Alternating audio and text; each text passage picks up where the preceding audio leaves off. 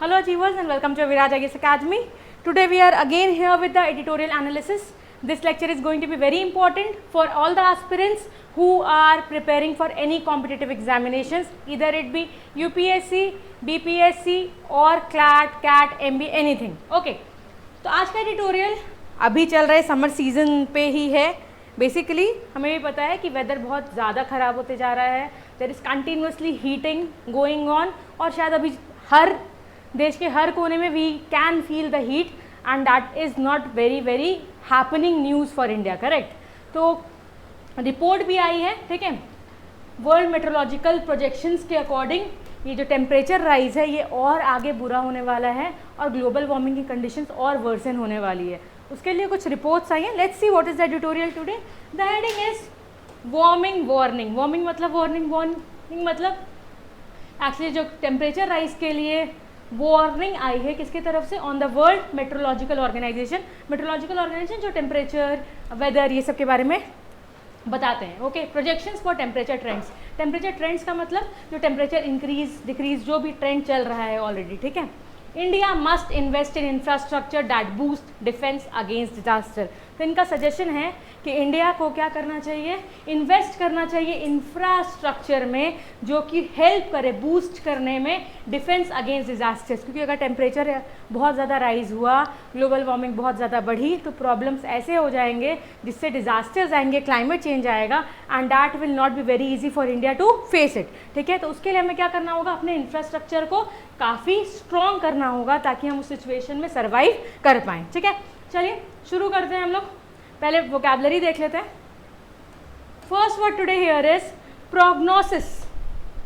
Prognosis, PROGNOSIS. Prognosis means a forecast of the likely outcome of a situation. मतलब अभी कोई current situation है उसका प्रेडिक्शन करना कि आगे उसमें क्या होने वाला है.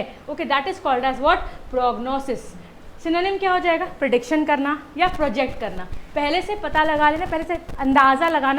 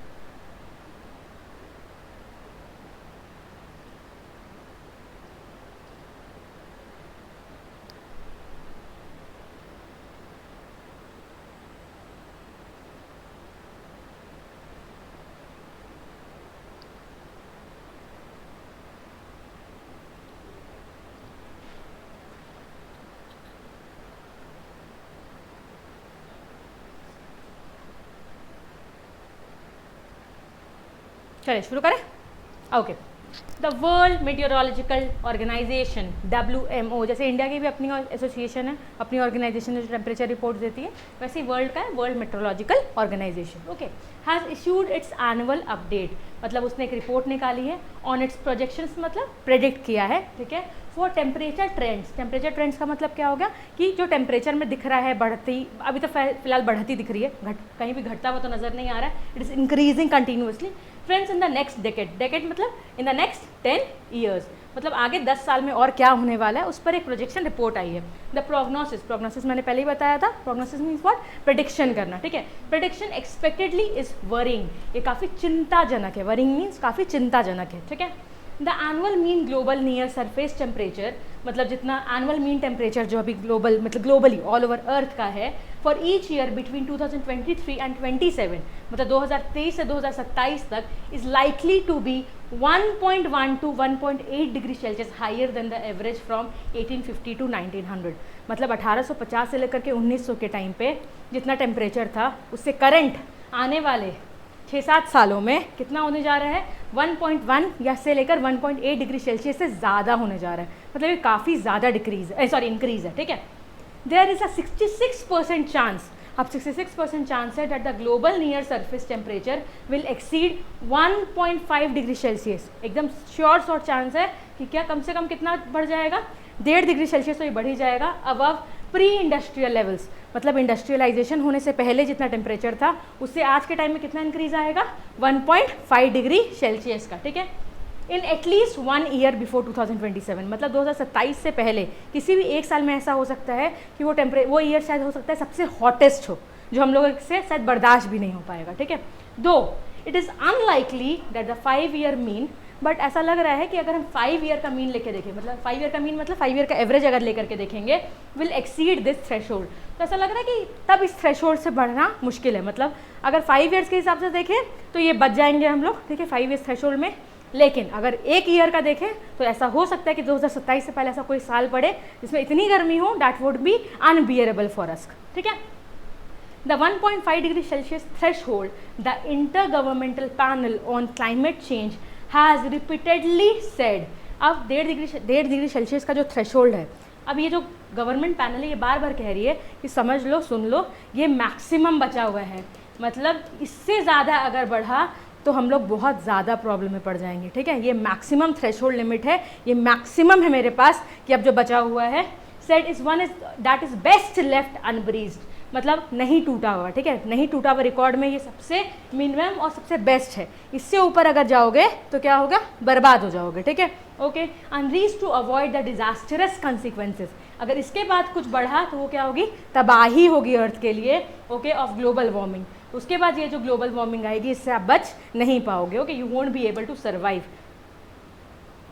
While world leaders at climate summit, अब जो दुनिया भर के लीडर्स हैं अलग अलग देश के, क्लाइमेट समिट मतलब क्लाइमेट की जो मीटिंग्स होती है, ठीक है, are an agreement, few of their actions are consistent with keeping temperature rise within this Rubicon. तो अब कुछ लोग ऐसे हैं जो अभी भी ऐसा काम कर रहे हैं कि टेम्परेचर अभी भी क्या हो रहा है, बढ़ते जा रहा है, बढ़ते जा रहा है, बढ़ते जा रहा है, ठीक है, उनमें कोई सुधार नज़र नहीं आ रहा। With current climate policies poised to heat the global beyond 2 degree Celsius by the end of the century, और अगर ऐसा लग रहा है कि अगर ये ऐसा ही करते जाएंगे ना तो कहाँ तक पहुँच जाएंगे हम लोग, 2 डिग्री सेल्सियस का इंक्रीज पहुँच जाएगा। But what is the climate condition that is acquired, कितना बोला गया, वार्निंग कितनी की आई है, 1.5 डिग्री सेल्सियस। अगर ये हुआ तो that will be a very bad thing for earth, शायद इतना ग्लोबल वार्मिंग होगा that won't be able to survive. चलिए, at least one of the years the WMO adds from 2023 to 2027 will be the hottest on record. अभी मैंने कहा था कि ज़रूर ऐसा होगा कि 2023 से 27 के बीच में कोई एक साल ऐसा पड़ने वाला है जो कि सबसे ज़्यादा रिकॉर्ड में अभी तक की सबसे गर्म साल बोलते हैं ना, सबसे गर्म साल होगा वो, ठीक है, exceeding the 14.84 degree Celsius reported in 2016। 2016 में कितना आया था, 14.84, it was about 0.07 degree warmer than the previous record set in 2015। तो पहला रिकॉर्ड कब सेट हुआ था, 2015 में, जब सबसे ज़्यादा गर्मी पड़ी थी। फिर ये रिकॉर्ड भी टूट गया, और कौन सा सेट हुआ, 2016 में। और अब कौन सा नया आने वाला है, 2023 से लेकर के 23 या 27 तक में। ओके, ना The 5-year mean for 23 to 27 was very likely to be higher than that in the last 5 years. और अगर हम 5 साल का मीन निकाल कर देखेंगे तो ये सब 2018 से 2022 के बाद सबसे हाईएस्ट मीन निकलने वाला है टेम्परेचर का, ठीक है। The oceans too are on fire, हमारे जो समुद्र है उसमें भी आग लगी हुई है, मतलब वो भी क्या है, काफ़ी जल रहे हैं, काफ़ी ज़्यादा गर्म है, ठीक है। The El Nino southern oscillation, देखिए आपको पता है ओशन करेंट्स होते हैं, ठीक है, बहुत तरह का करेंट्स होता है, उसी तरीके से ये एक फिनोमेन है the El Nino southern oscillation, जिससे बारिश डिसाइड की जाती है। अगर एल नीनो आता है तो ऐसा प्रेडिक्ट किया जाता है कि बारिश उस साल बहुत कम होगी, और ये बहुत बुरा न्यूज़ है इंडिया के लिए कि इस बार जो एल नीनो आ रहा है it is saying that India में बारिश क्या होने जा रही है, मिनिमम से काफ़ी कम होगी। और आपको पता है कि इंडिया किस पर डिपेंडेंट होती है अपने एग्रीकल्चर के लिए, बारिश पर। We are completely dependent on rainfall for our agriculture. तो एल नीनो के आने की वजह से India is already in a very big problem, ठीक है। सो लाइक देख पढ़ लेते हैं। Is likely to be positive in December, तो ये पॉजिटिव होने जा रहा है दिसंबर में, ठीक है, टू फरवरी 2023-24, ओके, मतलब इस दिसंबर से शुरू होकर कब तक है, अगले साल फरवरी तक, ठीक है। Meaning that the central equatorial Pacific Ocean is likely to be at least half a degree more likely to over a degree above what is normal। मतलब जो हमारा पैसिफिक ओशन के पास जो एरिया है, ठीक है, वो एटलीस्ट कितना से बढ़ जाएगा, हाफ अ डिग्री टेम्परेचर उसका बढ़ जाएगा, जो कि more likely over a degree above what is normal, मतलब नॉर्मल से 1 डिग्री क्या होने जा रहा है, वो ऊपर होने जा रहा है, ठीक है। India is bracing for this El Nino during the monsoon, और इंडिया को दिख रहा है कि ये कब आने वाला है, ये एल नीनो मानसून में आने वाला है। With the Indian meteorological department, ये इंडिया का मेट्रोलॉजिकल डिपार्टमेंट है, already indicating that monsoon rainfall will be on the lower side of normal. दिख रहा है, ये इसने पहले ही ऑलरेडी प्रेडिक्ट कर लिया है कि जो बारिश होगी इंडिया के लिए इस बार ऑलरेडी क्या है, कम होने वाली है, ठीक है ना। The El Nino will combine with human induce climate, human induce मतलब इंसान की हरकतें, एक तो एल नीनो आ ही रहा है, ऊपर से इंसान की हरकतें भी ऐसी हैं, ठीक है। We are doing things that is continuously damaging our environment, ठीक है। Climate change to push global temperature, और ये दोनों मिलकर क्या करेंगे, ग्लोबल टेम्परेचर्स को इतना पुश कर देंगे into uncharted territory. What is the meaning of uncharted territory, जिस टेरिटरी को खोजा ना गया हो। अनचार्टेड का मतलब होता है वो एरिया जिसकी अभी तक खोज नहीं हुई हो, अनसर्च्ड जिसको बोलते हैं, ठीक है, अनसर्च्ड एरिया। तो हम लोग ऐसा जगह पे पहुंच जाएंगे जहां अभी तक हम लोग पहुंचे नहीं हैं, ठीक है। WMO secretary general petri talus said in a press statement in the context of the update, तो ये किसने कहा है, सेक्रेटरी ने कहा है, जो जिनका नाम क्या है, पेट्री टैलस ने कहा इस अपडेट के आने के बाद, okay. Hotter oceans also mean stronger cyclones, जितना गर्म समुद्र उतना ज़्यादा साइक्लोन्स आने से क्या होता है, बहुत तेज़ बारिश होती है, डैमेज हो जाता है, ठीक है। साइक्लोन मोचा, ये एक नाम है साइक्लोन का, ठीक है, विच बैरल्ड थ्रू का मतलब जो बहुत तेज़ी से घूमा था, किसके साइड, म्यांमार में आया था इस हफ्ते, एंड क्लेम्ड एटलीस्ट 60 लाइव्स, और उसने कितने लोगों की जान ले ली, 60 लोगों की जान ले ली, and wrought severe damage, wrought means, और वो सीवियर डैमेज लेकर आया था, ठीक है। Ended up being stronger than what was initially estimated, तो हमने एक अनुमान लगाया था कि शायद ये बहुत तबाही वाला होगा, तो जितना अनुमान लगाया था उससे भी कई ज़्यादा ये दिख रहा है कि it is strongly had severe damage, ठीक है। Next, the WMO update does not have specific inputs for India, WMO की रिपोर्ट में कोई स्पेसिफिकली इंडिया के लिए लिखा हुआ नहीं है, ठीक है। However the overall trend in indicators, लेकिन जो ओवरऑल ट्रेंड में दिख रहा है इंडिकेटर्स में, वो सजेस्ट कर रहा है कि इंडिया किस पे डिपेंडेंट है, रेन फेड एग्रीकल्चर, करेक्ट। हमारा एग्रीकल्चर पूरा का पूरा किस पे डिपेंडेंट है, बारिश पर डिपेंडेंट है, and with its long coast line will be severely tested due to changes in the global climate, और ये जो ग्लोबल क्लाइमेट चेंज होगा उसके वजह से इसका जो कोस्ट लाइन है वो काफ़ी डैमेज होगा, जिसकी वजह से यहाँ की बारिश की जो कंडीशन है वो बहुत ज़्यादा चेंज होने वाली है, okay. India's abilities to forecasting cyclones and weather anomalies, India's का एबिलिटी जो है फोरकास्ट कर लेने का साइक्लोन्स को, ठीक है, और वेदर एनोमलीज मतलब जो वेदर में चेंजेस आते हैं जो नॉर्मल से डिफरेंट है, हैव इम्प्रूव्ड। ऑब्वियसली आजकल हम लोग बहुत जल्दी साइक्लोन्स कहीं ना कहीं प्रेडिक्ट कर लेते हैं, अगर कहीं पर भी हिट करने वाला होता है पहले से न्यूज़ में आ जाता है, ठीक है। But developing resilience is far more challenging, लेकिन एक प्रोटेक्शन डेवलप करना अभी भी बहुत ज़्यादा मुश्किल है इंडिया के लिए। इंडिया प्रेडिक्ट कर लेता है, ठीक है, बट उससे बचना अभी भी इंडिया सीख नहीं पाया है, ठीक है। ग्रेटर इन्वेस्टमेंट इन बॉल्स्टरिंग डिजास्टर मतलब स्ट्रेंथन करना है हम लोगों को कि हम डिजास्टर से बच सकें।